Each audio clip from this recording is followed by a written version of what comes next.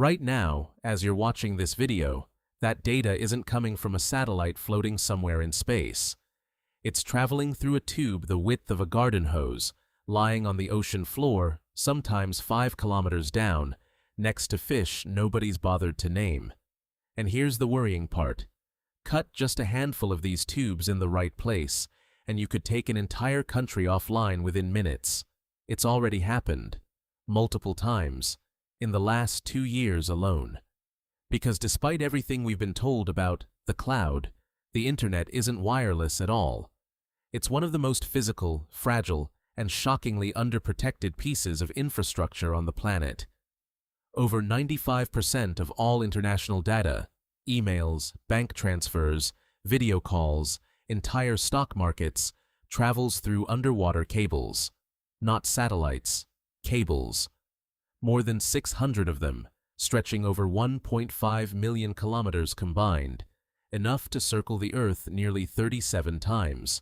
So, in this video, we understand how these cables survive down there, who actually owns them, and why the world's richest companies are racing to build their own, how that cost lands in your pocket.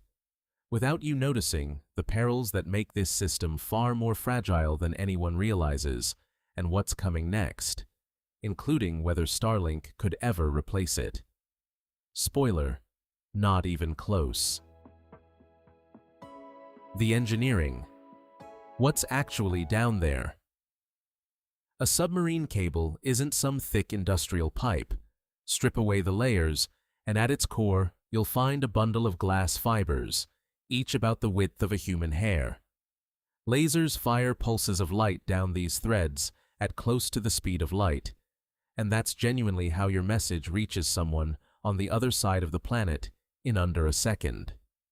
But light fades over distance. So roughly every 70 kilometers along the cable, there's a device called a repeater, essentially an underwater amplifier that catches the fading signal and boosts it back to full strength before sending it onward. A single transatlantic cable might contain over 100 of these repeaters, and each one is built to survive at the bottom of the ocean under crushing pressure, without any maintenance, for 25 years straight. They're powered by electricity sent down a copper conductor running the entire length of the cable, fed from massive power stations on land called cable landing stations, one at each end. Think about that. Hardware sealed onto the ocean floor, expected to work flawlessly for a quarter century with zero human contact. If one fails early, fixing it means sending a ship to physically haul that section back up. Laying one of these systems is its own feat. Purpose-built ships spend months unspooling cable across the seabed, plowing it into the ground near coastlines where it's most at risk, then letting it rest on the ocean floor in deep water. A full project can take over a year to build and cost anywhere from $100 million to over $1 billion, depending on length and capacity.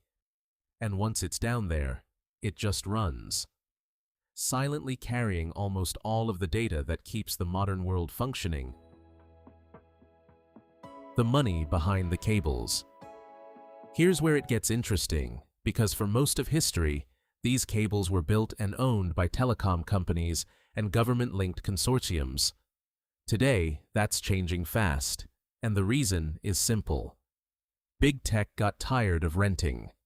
Companies like Google, Meta, Amazon, and Microsoft used to lease space on cables owned by telecom firms, the same way you'd rent an apartment instead of buying the building.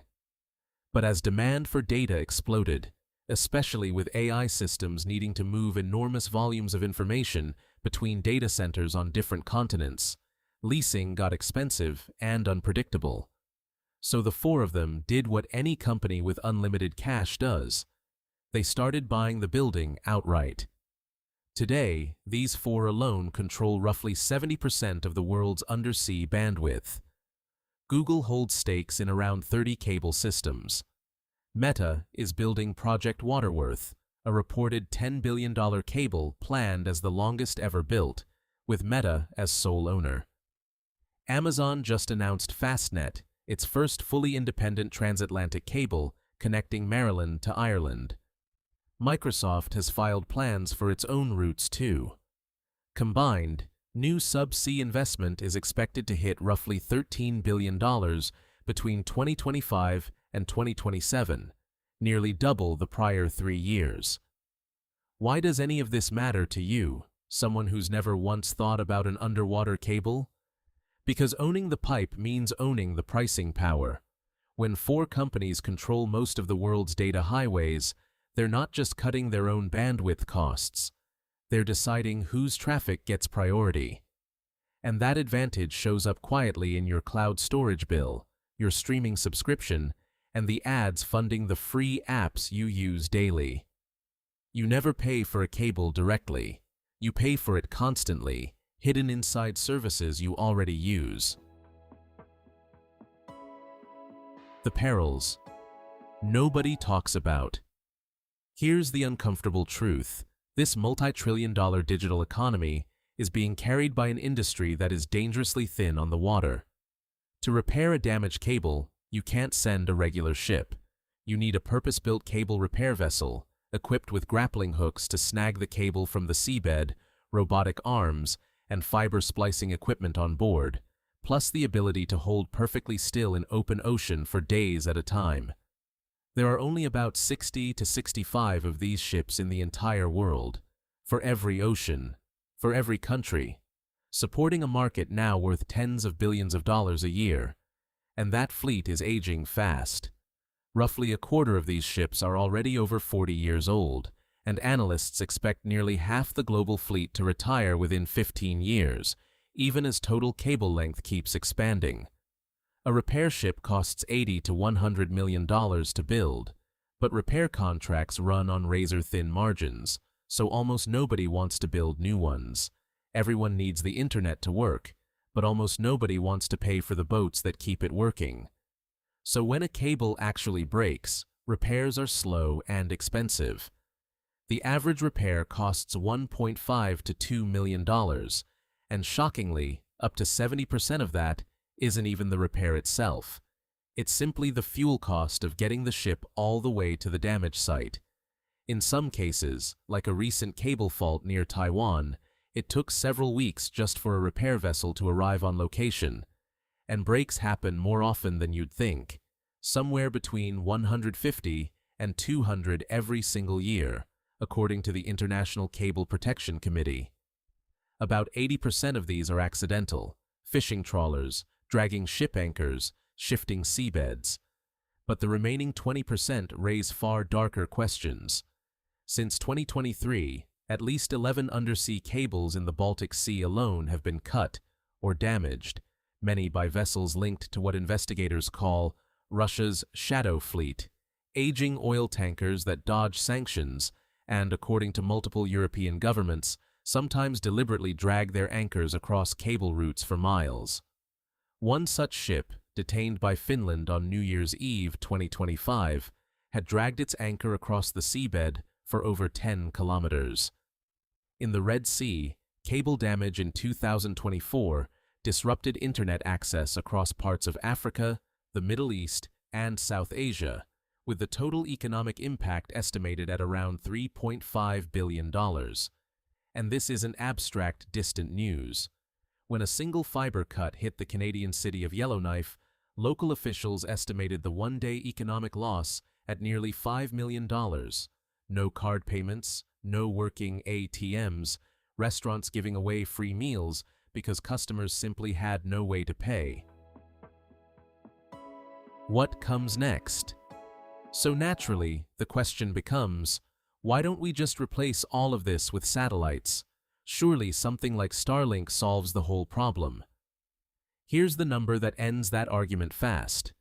By 2026, total global satellite capacity across every provider combined, Starlink, Kuiper, OneWeb, all of it, is projected at around 50 terabits per second. Total global subsea capacity over that same period, roughly 8,750 terabits per second. That's cables carrying about 175 times more data than every satellite on Earth combined. A single next-generation cable can carry more on its own than the entire satellite industry. Satellites are brilliant for a ship mid-ocean or a village with no fiber nearby. They're nowhere close to replacing the backbone of the internet. So the real future is happening underwater. Engineers are already pushing more data onto the same glass fibers, with recent trials hitting speeds that would have sounded like science fiction a decade ago. Meanwhile, governments are treating the repair ship shortage as a national security issue. The US, India, France, and Japan are now exploring their own sovereign repair fleets, rather than depending entirely on private commercial operators during a crisis. The thought to leave you with. So, here's what's genuinely wild about all of this. We are living through the most expensive technology build-out in human history. Big tech companies are spending $750 billion a year on AI chips, data centers, and computing power that didn't exist a decade ago. And every single bit of that intelligence, every AI query answered across continents, every dollar of that trillion-dollar race, still depends entirely on roughly 60 aging ships, some of them older than the internet itself, slowly crawling across oceans to fix a hair-thin strand of glass with an anchor scar dragged straight through it.